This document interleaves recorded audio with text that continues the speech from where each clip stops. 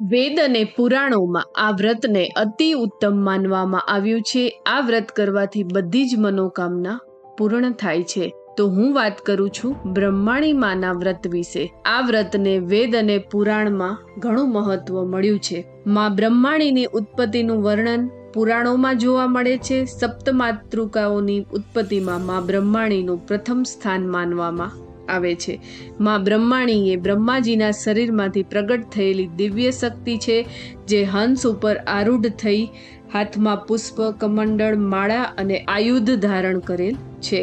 બ્રહ્માજીના શરીરમાંથી પ્રગટ થયા હોવાથી જ આ દેવીને બ્રહ્માણી કહે છે.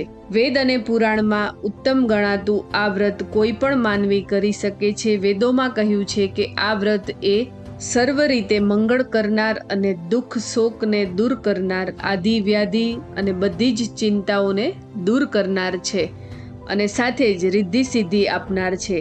આ વ્રત શુદ્ધ શુક્રવારથી શરૂ કરવું અને 11 શુક્રવાર કરી 12મા શુક્રવારે ઉજવવું. 12મા શુક્રવારે 7 કુમારિકાઓને જમાડવી, સાથે જ દાન દક્ષિણા આપવી. વ્રત કરવાની વિધિ: શુક્રવારે વહેલા ઉઠી નિત્ય કર્મમાંથી પરવારી બ્રહ્માણી માનો ફોટો એક બાજોટ ઉપર મૂકવો. બાજોટ ઉપર 3 જાતના અનાજની ઢગલી કરવી, કળશ અને એના ઉપર શ્રીફળનું સ્થાપન કરવું. એ પછી સૂતરનો દોરો લઈ એને 11 ગાંઠ બાંધવી. જે સંકલ્પથી આ વ્રત ધારણ કર્યું હોય તે માટે માને પ્રેમભર્યા શબ્દથી પ્રાર્થના કરવી.